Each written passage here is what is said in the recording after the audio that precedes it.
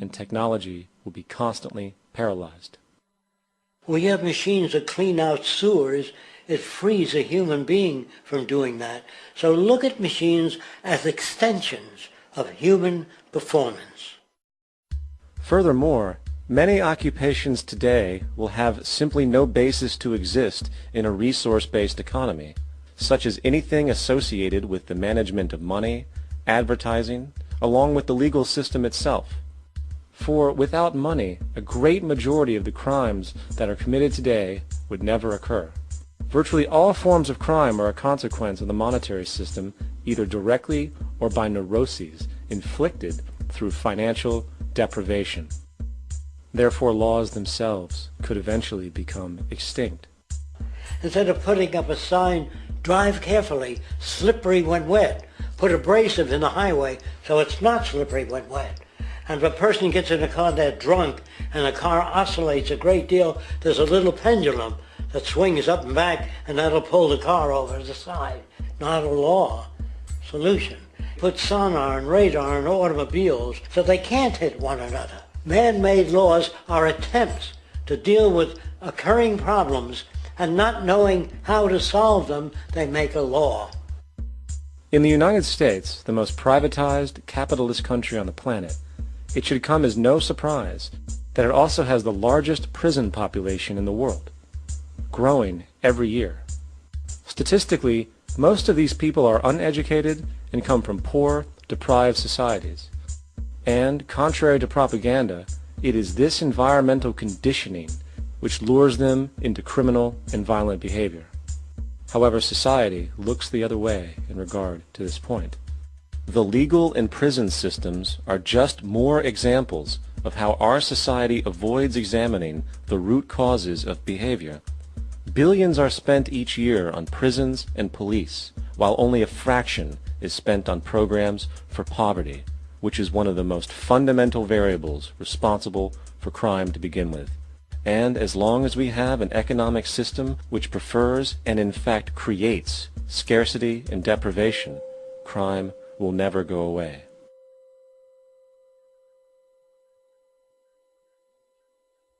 If people have access to the necessities of life without servitude, debt, barter, trade, they behave very differently. You want all these things available without a price tag. Now then, you gotta have a price tag. Well, what'll motivate people?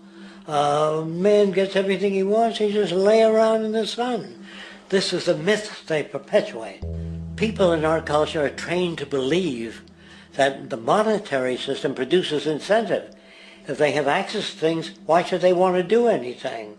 They will lose their incentive. That's what you're taught to support the monetary system. When you take money out of the scenario, there would be different incentives, very different incentives. When people have access to the necessities of life, their incentives change. What about the moon and the stars? New incentives arise. If you make a painting that you enjoy, you will enjoy giving it to other people, not selling it.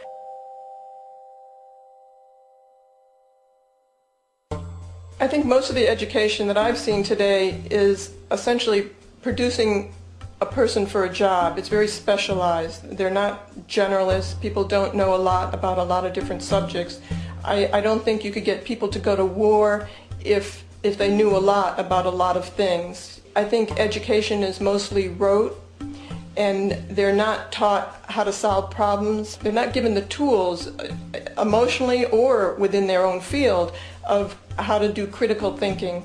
A resource-based economy, the education would be very different. Our society's major concern is mental development and to motivate each person to their highest potential. Because our philosophy is the smarter people are, the richer the world, because everybody becomes a contributor. The smarter your kids are, the better my life will be, because they'll be contributing more constructively to the environment and to my life, because everything that we devise within a resource-based economy would be applied to society. There would be nothing to hold it back. Patriotism, weapons, armies, navies, all that is a sign that we're not civilized yet. Kids will ask their parents, didn't you see the necessity of machines? Dad, couldn't you see that war was inevitable when you produce scarcity? Isn't it obvious? Of course the kid will understand that you were pinheads, raised merely to serve the established institutions. We're such an abominable, sick society that we won't make the history book. They just say that large nations took land from smaller nations, used force and violence. You'll get history talked about as corrupt behavior all the way along until the beginning of the civilized world. That's when all the nations worked together. World unification, working toward common good for all human beings, and without anyone being subservient to anyone else, without social stratification, whether it be technical elitism or any other kind of elitism, eradicated from the face of the earth. The state does nothing because there is no state. There is no state. The system I advocate, a resource-based global economy, is not perfect. It's just a lot better than what we have. We can never achieve perfection.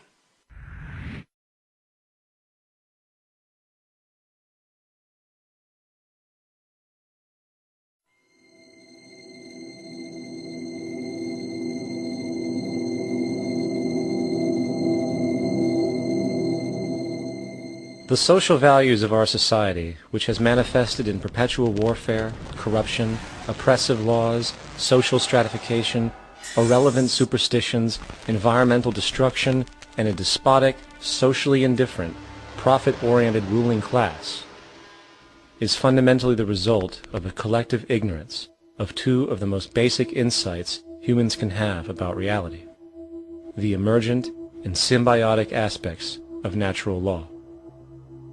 The emergent nature of reality is that all systems, whether it is knowledge, society, technology, philosophy, or any other creation, will, when uninhibited, undergo fluid, perpetual change. What we consider commonplace today, such as modern communication and transportation, would have been unimaginable in ancient times. Likewise, the future will contain technologies, realizations, and social structures that we cannot even fathom in the present. We have gone from alchemy to chemistry, from a geocentric universe to a heliocentric, from believing that demons were the cause of illness to modern medicine. This development shows no sign of ending, and it is this awareness that aligns us and leads us on a continuous path to growth and progress. Static, empirical knowledge does not exist. Rather, it is the insight of the emergence of all systems we must recognize. This means we must be open to new information at all times, even if it threatens our current belief system and hence identities. Sadly, society today has failed to recognize this, and the established institutions continue to paralyze growth by preserving outdated social structures. Simultaneously, the population suffers from a fear of change, for their conditioning assumes a static identity, and challenging one's belief system usually results in insult and apprehension, for being wrong is erroneously associated with failure, when, in fact, to be proven wrong should be celebrated, for it is elevating someone to a new level of understanding, furthering awareness. The fact is, there is no such thing as a smart human being, for it is merely a matter of time before their ideas are updated, changed, or eradicated. And this tendency to blindly hold on to a belief system, sheltering it from new, possibly transforming information, is nothing less than a form of intellectual materialism.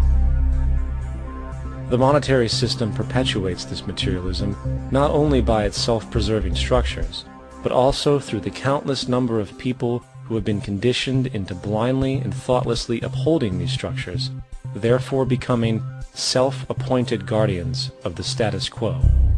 Sheep, which no longer need a sheepdog to control them, for they control each other by ostracizing those who step out of the norm. This tendency to resist change and uphold existing institutions for the sake of identity, comfort, power, and profit is completely unsustainable and will only produce further imbalance, fragmentation, distortion, and invariably, destruction.